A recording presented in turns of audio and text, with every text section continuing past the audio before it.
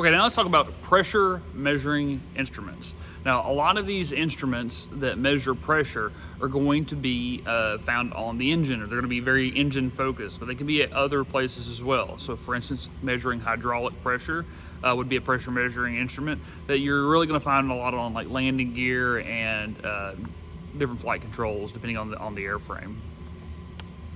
All right, so there's three fundamental types of pressure sensing instruments out there, or they can be grouped together on the three different devices that they use to actually sense the pressure. One of them is a board-on tube, which is an older approach to measuring pressure that we'll talk about here in a minute. The other one is a bellows, a lot like kind of like an altimeter or any sort of bellows centric device where you have like a known pressure inside of a collapsible diaphragm, and as the pressure on the outside squeezes on it, that differential is what gets reported. However, today in modern aircraft, the most common one is going to be a solid state device. It's going to be something that measures a change in electric signal, and then you have a message that's delivered to the cockpit and says like, hey, look, this is what the pressure is at any one point in time. Right now in like general aviation, you're seeing a lot of conversions from the older like board-on tube, bellows, that sort of things, into modern engine management. Now the modern stuff is very, very common in like Part 121 carriers and like, you know, high-end 135 operations, and like your kind of your private jet world. They're not going to have, generally speaking, a lot of old school like dials that are mechanically driven. Almost all of them are going to be an electronic engine management system of some variety. Now, as time progresses on and cost comes down and regulations kind of get loosened up, you're going to see more and more of the electronic engine management and engine monitoring inside your GA aircraft. So this is something to pay attention to because it will definitely, something you're definitely going to have to encounter, if not install or modify or whatever in your career. All right, so how does a board-on tube work? We're going to put a graphic up from the 8083 and let you just see it. So effectively, the board-on tube takes pressure and it pipes it in to move a gear that a spur gear sits in, and that turns the needle. So it's very, very mechanical. The good part about a board-on tube setup is that it's pretty reliable. It's very Newtonian. It's action reaction. If the pressure is there, the needle will move. If the pressure falls away, the needle falls away. So you don't have to worry about troubleshooting it so much, or being in flight and seeing the gauge start to fall and wonder like, I wonder if that gauge is bad. There's not a whole lot to go wrong with it, as opposed to some of the more modern electronic stuff. There are bugs and gremlins that can get into it that can really mess things up. But generally speaking, the board-on tube is very, very reliable in that regard.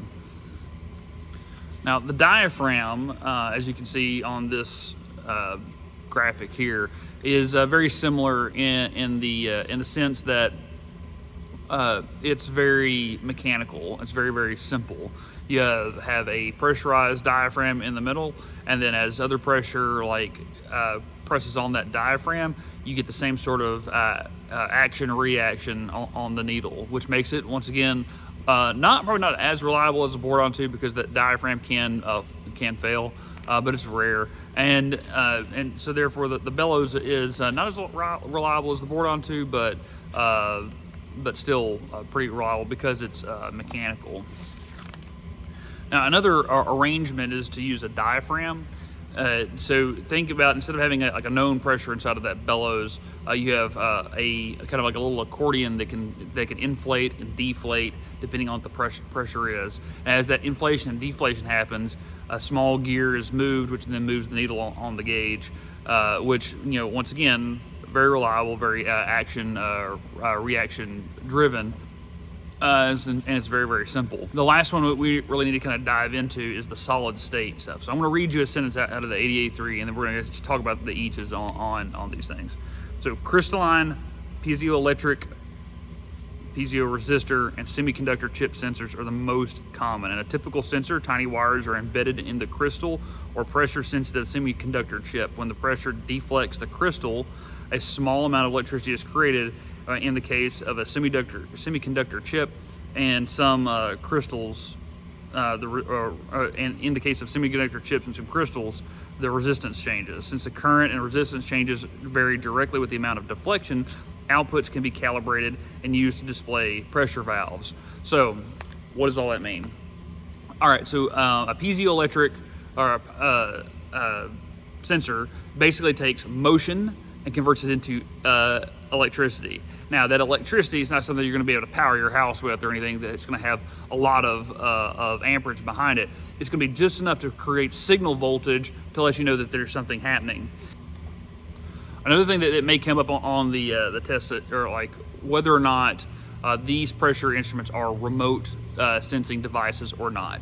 Now, if it's not a remote sensing device, it means that like you have a fuel gauge that you're looking at. You're looking at the fuel gauge, it's right here, and there's a dial on it. And on that dial, it says like, this is what the pressure is inside the fuel gauge. That's not remote sensing. That's like literally on the fuel tank itself that's just mounted.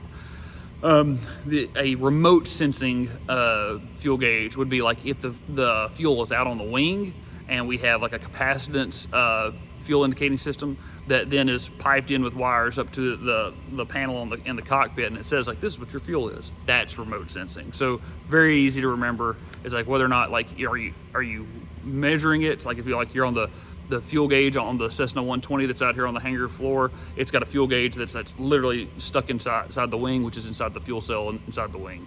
Whereas on the Learjet, the Lear's fuel is in the bottom of the fuselage and in the wings, but you're going to read the fuel poundage right there on the center console inside the cockpit. That's a remote sensing device. We need to talk about the two different types of pressure: absolute pressure and gauge pressure.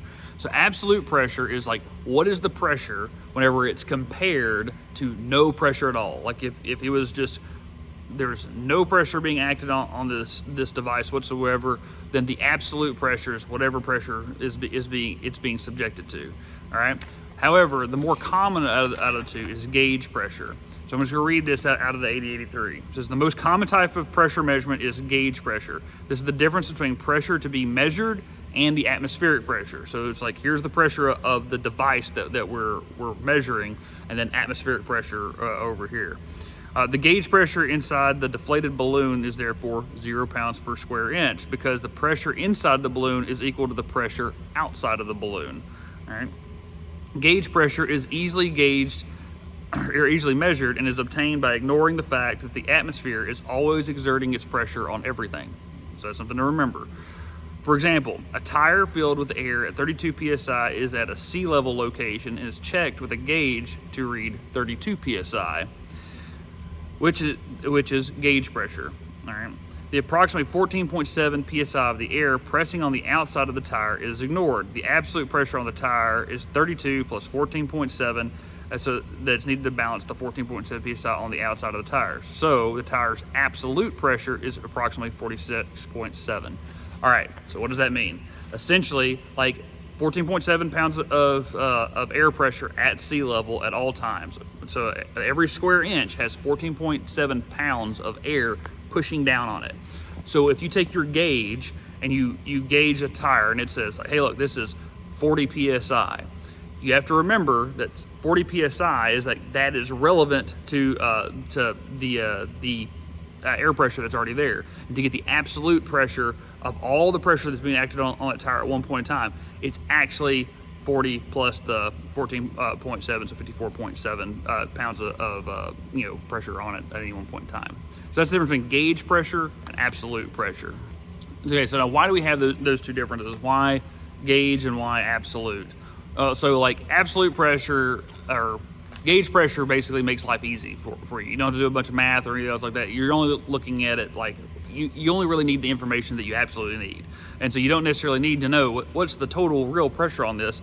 The question becomes like, whenever it's indexed to this is safe versus this is dangerous, where are we at on that spectrum between those two things? That's kind of what you're really kind of getting after. Like, do we have enough fuel pressure to make the engine work? And we know that this pressure gauge says that, hey, look, at 20 psi, we have enough fuel. If it gets below that, well, hey, look, we don't have enough fuel. It gets above that, something else is wrong. We're gonna have a bunch of like follow-on problems because of that. So we need to keep it at about 20 psi. I don't really need to know that it's actually 34.7 psi or some other kind of math wizardry. Now, there's times when that becomes like a thing, but those are kind of they're unique standalone items. So just in general, gauge pressure is all that you really need to remember.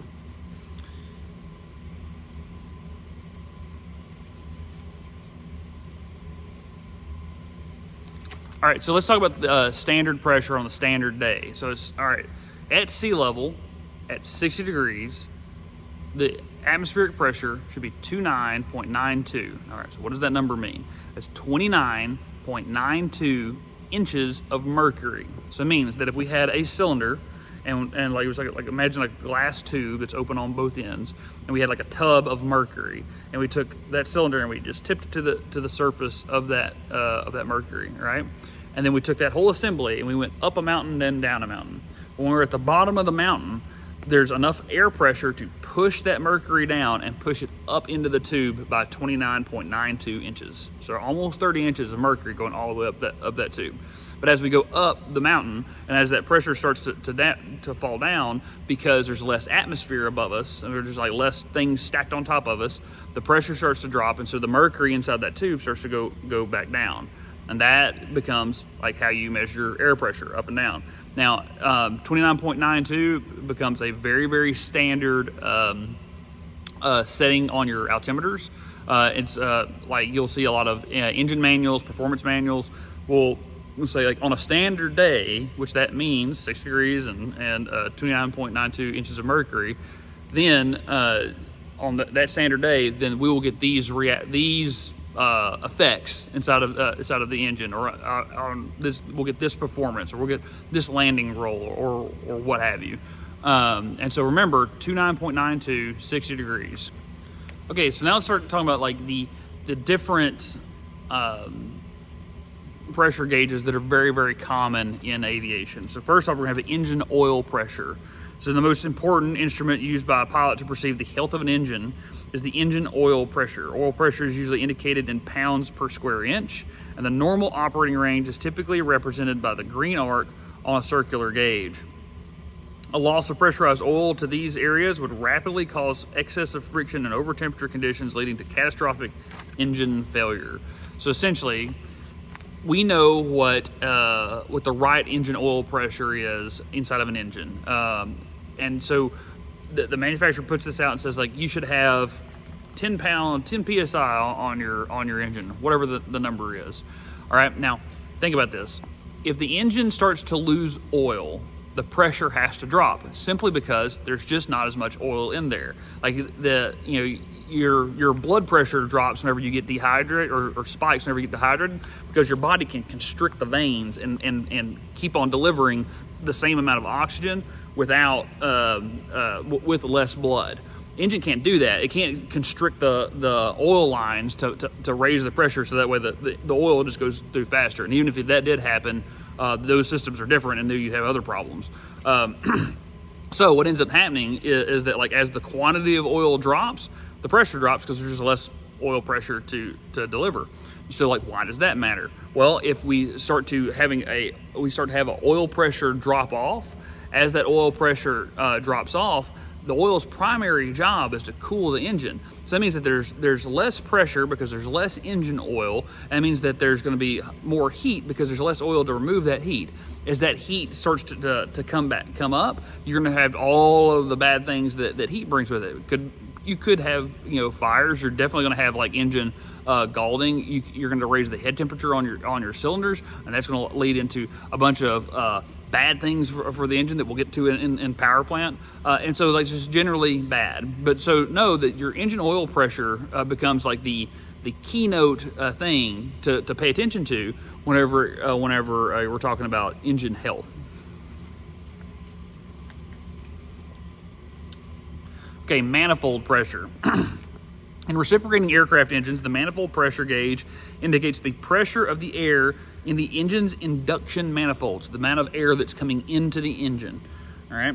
This is an indication of power being developed by the engine. The higher pressure of the fuel-air mixture going into the engine, the more power it can produce.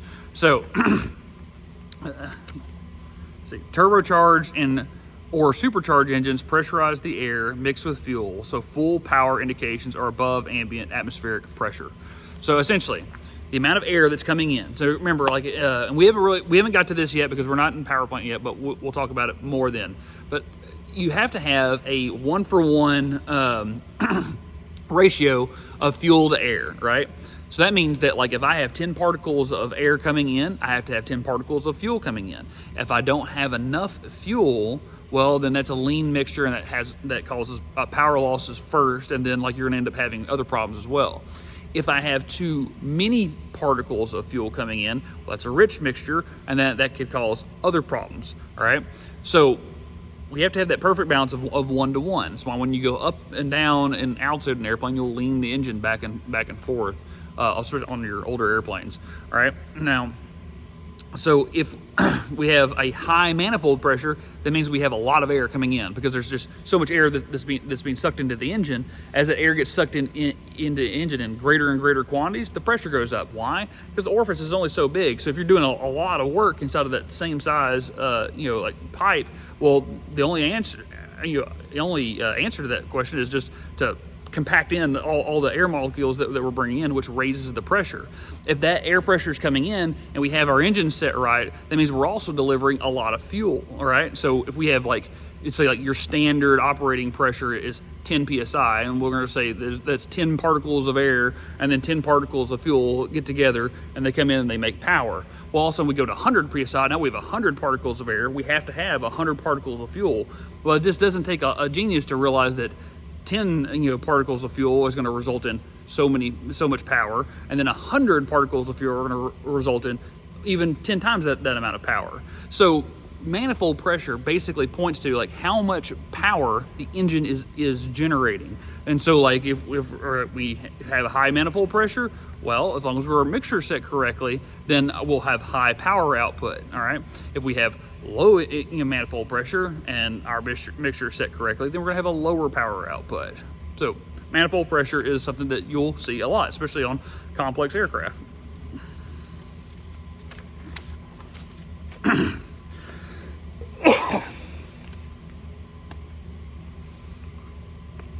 Okay, engine pressure ratio, or EPRs, all right? So turbine engines have their own pressure indication that relates to the power being developed by the engine. This is called the engine pressure ratio, or EPR, EPR. This gauge compares the total exhaust pressure to the pressure of ram air inlet into the engine. So the total exhaust pressure to the air coming into the engine. All right. With adjustments for temperature, altitude, and other factors, the EPR gauge presents an indication of the thrust being developed by the engine. All right, so it's a real simple kind of concept.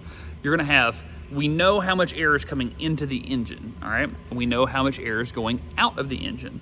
Now, those, in theory, if we have, like, 1 unit of air coming into the engine, but we have 10 units of air going out of the engine, something has happened to speed it up. We know what's happened. We've introduced fuel and a spark, and we've created an explosion. So whenever that explosion creates pressure, the pressure has to go somewhere, and we have a very convenient place outside the back end of the turbine to send it off. So if we know we have, like, 1 unit of pressure coming in, and we've thrown, like, gas and spark into it, and then created this explosion, and we have, like, all of this pressure going out, let's say it's 10, well, we've created 9 units of thrust. And so once you correct, now the 8083 says, like, correction for, like, density, altitude, and pressure and temperature and all that, because all this stuff affects, the air density coming in and all that other good stuff. So you have to, like, do a lot of math with this. You don't have to, the engine controller will, but, like, once you have those two differential pieces, well, then you can know about how much thrust you're creating. So EPR becomes, or the engine pressure ratio becomes a very useful measure of pressure in a turbine aircraft. Okay. Fuel pressure. We've already kind of talked about a little bit about fuel pressure, but we'll hit it again. So fuel pressure gauges also provide critical information to the pilot. Typically, the fuel is pumped out of various fuel tanks onto the aircraft for use by the engines. A malfunctioning fuel pump, or a tank that has been emptied beyond the point which is which there is sufficient fuel entering the pump to maintain desired output pressure is a condition that requires a pilot's immediate attention. All right, so essentially, just like we were talking about blood pressure before, like your engine survives on fuel. Like it has to have fuel to keep going. Now we know that like a engine of a certain displacement at a certain RPM needs to have a certain amount of fuel. I mean, it's just real basic math. If I'm displacing 100 cubic inches of air, and like I know that like I want to keep going at 1,000 RPMs, well, it's just pretty simple math to go say like, okay, well, 100 like cubic inches over 1,000 revolutions per minute, we'll have to have this amount of this is the amount of air that gets displaced, and our ratio between fuel and air is this, and so therefore we need to have this amount of fuel. In order to get this amount of fuel, we need to be able to pressurize the lines to a certain level of fuel to deliver that amount of fuel to the engines. That's all fuel pressure basically is. So if you start to see a drop in fuel pressure, then you're not going to be able to generate as much power, and you need to start figuring out how to get on the ground. If you see like a fuel pressure spike, that means something has gone way wrong, and like you're delivering too much fuel to the engine. You need to start taking some corrective actions before you enrich that mixture, and you cause all kinds of other problems. And so that's something to kind of keep in mind, that like, hey, look, we need to pay attention to the fuel pressure. Typically on a GA aircraft, little small, single engine piston aircraft, you're gonna have two sources of fuel pressure. You're gonna have like an engine-driven fuel pump, so that as the engine runs, it's pumping its own fuel to bring it in, and then you're gonna have an electrically driven fuel pump. In case that pump fails, you have a backup in there. And most of the time, when takeoff and landing, you're gonna turn around and you're gonna set your engine fuel pump to be on, so that way, in case anything starts to fail, you don't get halfway through a climb and your engine quits because you ran out of fuel. Like, because you'll still be supplying it with your electronic fuel pump. You'll have very similar fuel systems in turbine aircraft, even large turbine aircraft. They have to have fuel pumps to move things down. Think about a Bell 206 has a centrifugal type fuel pump on the bottom of the fuel sump that basically pressurizes the fuel and sends it through the line all the way to the engine, which has its own fuel pump that brings that fuel in. So you still have that redundancy right there, both on the power plant and on the airframe side. Okay, let's talk about hydraulic pressure. Numerous other pressure monitoring gauges are used in complex aircraft to indicate the conditions of various support systems not found on a simple light aircraft. So like on the Aztec, there is no hydraulic pressure. The best you're gonna kind of get close to it is like brakes, but they're not gonna have like any sort of like master cylinder pressure or anything else like that. They basically are static. They just, you fill them all up, make sure there's no air in it, cap it off, and then like as you move the fluid from the master cylinder to the slave cylinder, that's how you generate your mechanical advantage for applying your brakes. Not so simple on say like the Lear or a 737 or anything else like that. What you're going to end up having is you're going to have hydraulic pumps that basically pump hydraulic on a 737. There's two hydraulic pumps in the wheel well that will pressurize your flaps. That will pressurize like your landing gear.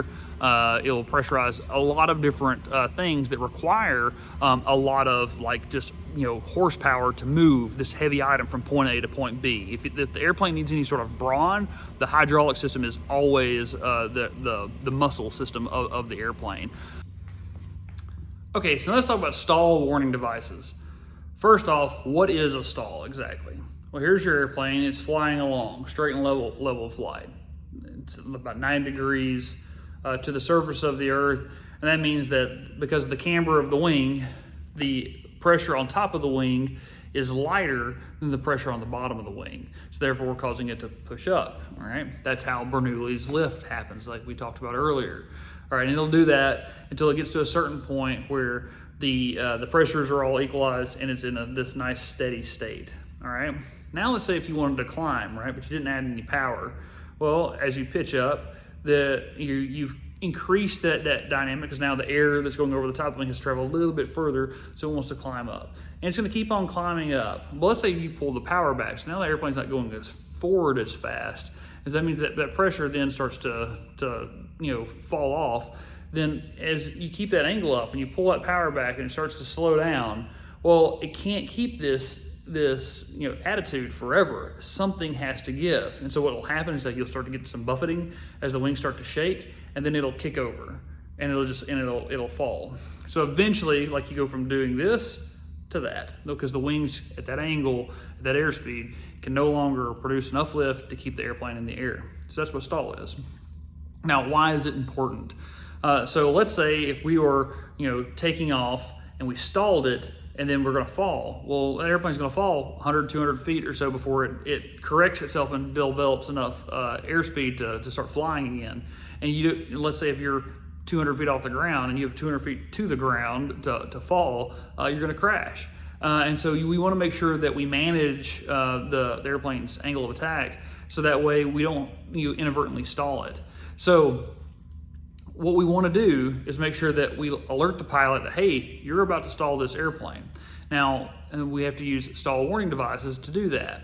Now, there's several of them that are out there, but I'm going to demonstrate one on our electrical trainer, and then we'll go out and we'll look at a couple of different ones on the hangar floor.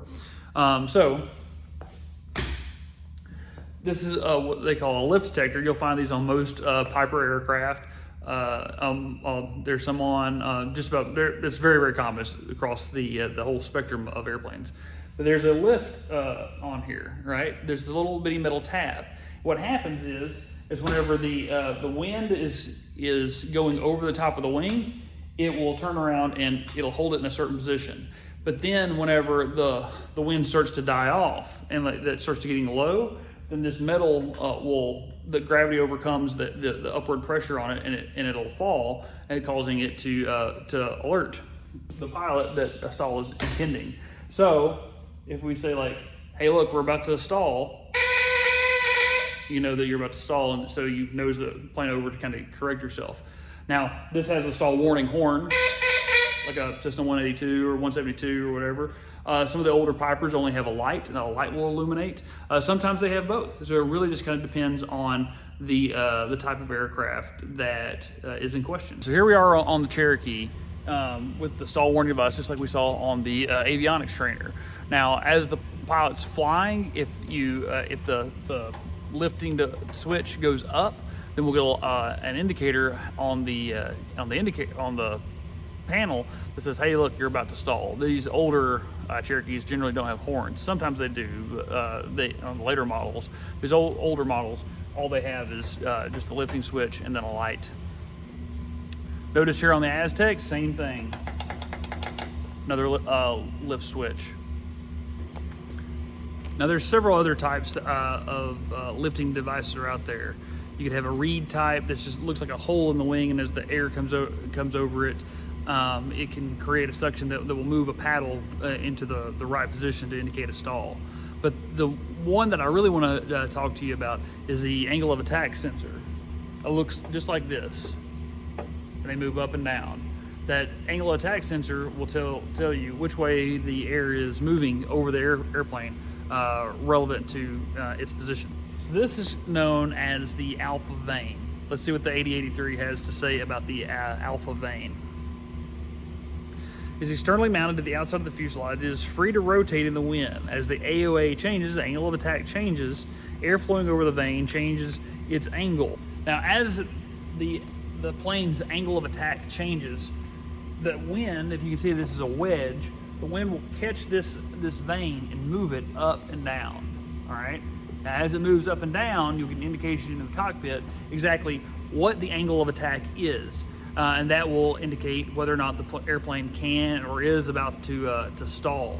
Now, if you remember back to the 737 MAX crashes, one of the contributing factors of the crashes was the fact that only one of these AOA systems was tied into the MCAS system that effectively caused the crash. And so this is how relevant these things are. That, like, if they're off, they can have catastrophic effects.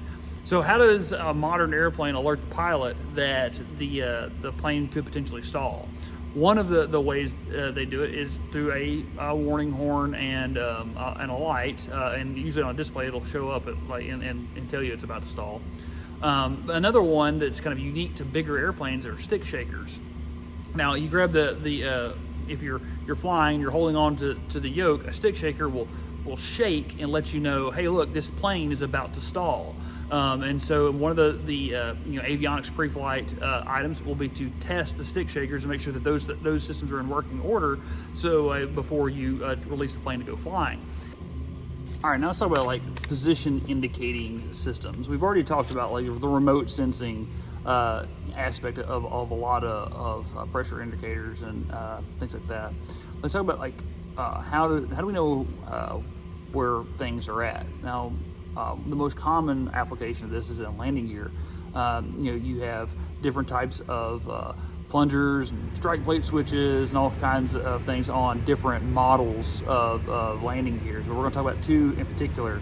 One is the DC Selson, the other one is the AC Synchro. So a DC Selson system on aircraft with direct current electrical systems, DC systems.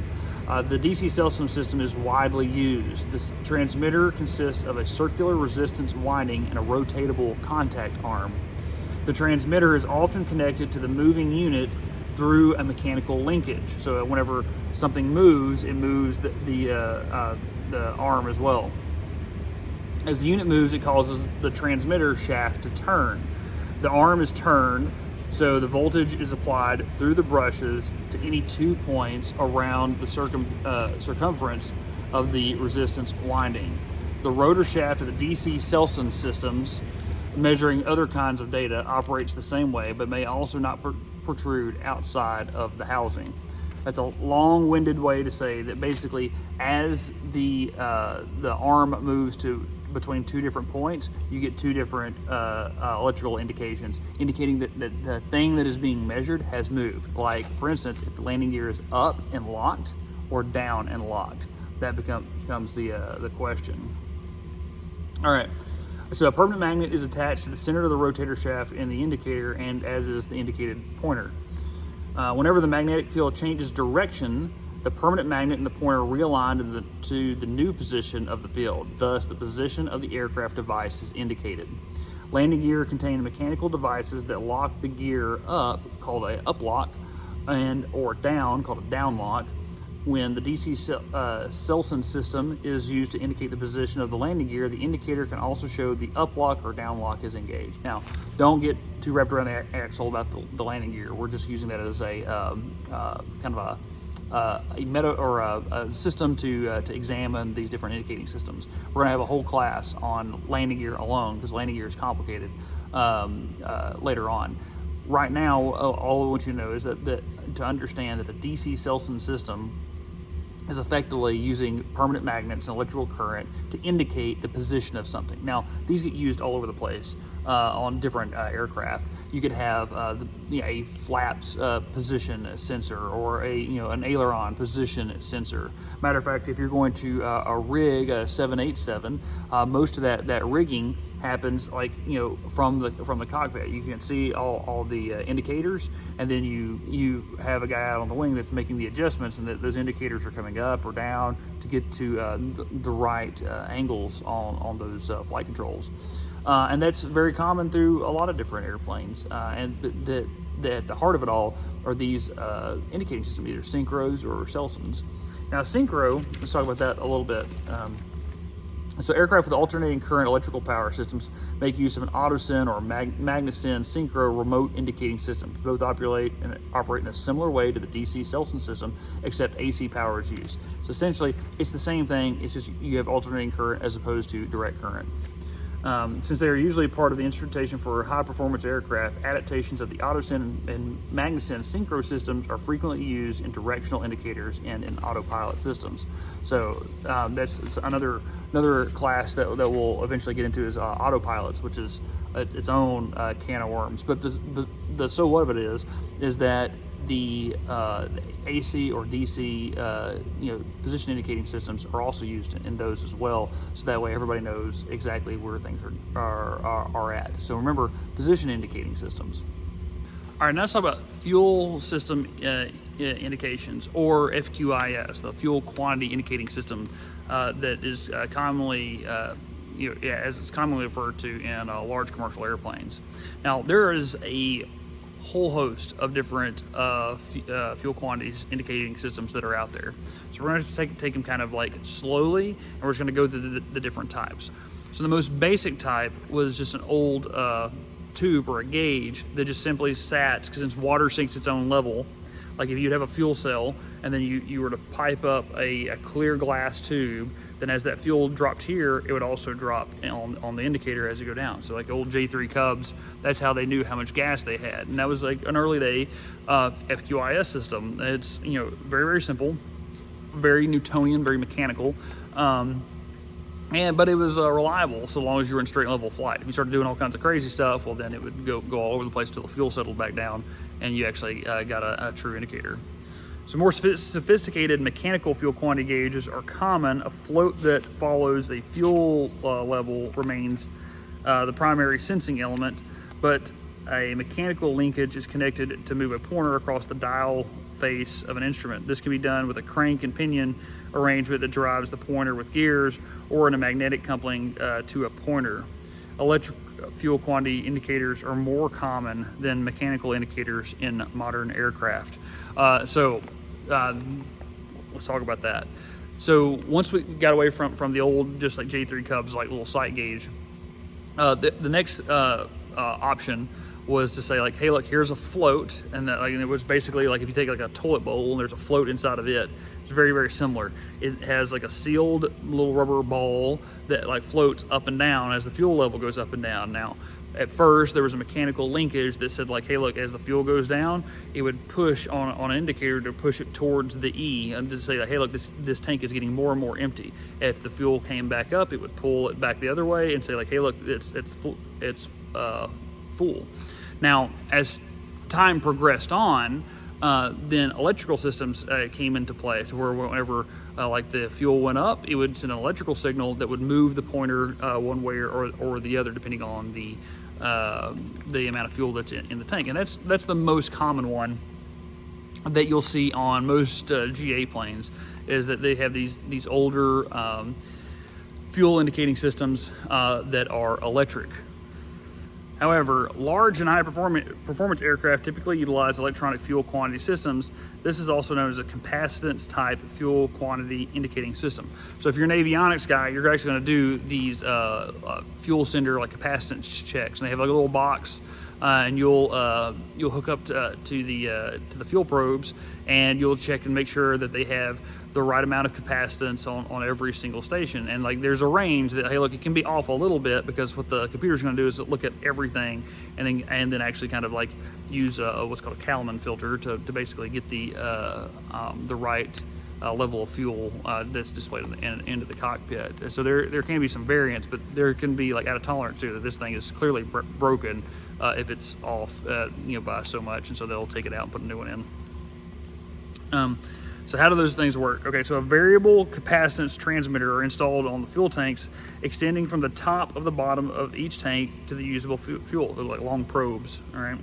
Several of these tank units or fuel probes are sometimes they're called, may be installed in a large tank. They are wired in parallel, and as the level of fuel changes, the capacitance of each unit changes. The capacitance transmitted by all the probes in the tank is totaled and compared in a bridge circuit by a microchip computer in the tank's digital fuel quantity indicator in the flight deck. So basically it's measuring the capacitance for every station, and then it's using a bridge circuit and a microchip to arrive at like, this is how much fuel is in the wing or wherever. A capacitor is a device that stores electricity. We've talked about capacitors a little bit, so you should be familiar with that. The amount it can store depends on three factors: the area of the plates, the distance between the plates, and the dielectric constant of the material separating the plates. So let's think about that on our fuel probes.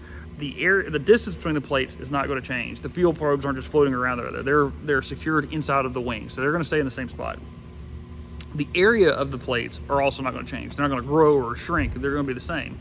So the only thing that can actually change is the dielectric, which is the fuel. And that's how they arrive at how much fuel is in the tank, because they know that as the capacitance of the wing changes, that's in direct proportion to how much fuel is in the wing. Okay. Therefore, the material between the plates is either full if the tank is full, air, and if the tank is empty, and the ratio of the fuel and the air depending on how much the fuel is in the tank. So essentially, air still is the dielectric or a dielectric, and will have a certain readout on the fuel tank, and they just have to calibrate that to 0. And then, like in every step along the way, if the tank is fully fueled, we know what that looks like, and if the tank is completely empty, we know what that looks like. And so then it's just a matter of doing math to grade it from full to empty as we go. All right, so a couple of things with these capacitance check or capacitance type fuel indicating system. One is that the way that they get displayed is typically in pounds of fuel. So like you're on a 737, it'll say like how many pounds of fuel that are there. Now there's a famous instance called the Gimli glider where they changed from pounds to kilograms, but the mechanics didn't catch it, and so they didn't do the conversion correctly, and so the plane ran out of fuel about halfway between its destination and landed on basically a dirt strip. So imagine big heavy commercial airplane. I think it was a 27. I can't remember off the top of my head like what type of airplane it was, but it was a large commercial airplane because it landed on like a very small underdeveloped dirt runway, and when they did that, there was like kids playing on it. It was this big drama fest, but it all basically boiled down to they had changed the type of indicator in the cockpit, and people weren't paying attention to it, and they filled up what they thought was all the way with pounds, and it actually was in kilograms, and that completely threw everything off. So that's one thing to keep in mind, is that like whereas like a Cherokee 140, you're going to say how many gallons are in the wing. So like my plane's fully fueled, it's like 40 gallons. But like on any sort of turbine aircraft, it's going to be how many pounds of fuel that's in there. So you'll have to do a little bit of math to know how to go from gallons to pounds to gallons if you're fueling. The other thing is that like these will always have backups. So if you have like a 737, they actually have internally built dipsticks that that are attached to floats that you can turn around and like you push up on them, they fall down, and the float catches the dipstick and will say like, hey look, this is 3/4 of the way full or fully fuel or whatever the situation may be. And that's for like pre-flight and like a quick ground check to know like, hey look, we got 1,000 pounds in the right wing, and so whenever I go out there and I physically check it, I can know that my FQIS is actually telling me the truth, that like it hasn't broke or hasn't gotten all screwed up or anything else like that, or corroded or anything like that. The FQIS is telling me the right thing based on the physical checking of it in the wing. Other ways to do the same thing is whenever you have once again like my plane, a little Cherokee 140, you fill it up all the way to the brim, and whenever you crank, you look and see what your fuel indicating system is, and then whenever you refuel, you take note of like, oh, it's saying we have like a half a bag of gas, and then you go out there and the tank's halfway full, and you're like, okay, well then we know that the fuel indicating system is working correctly. Yeah.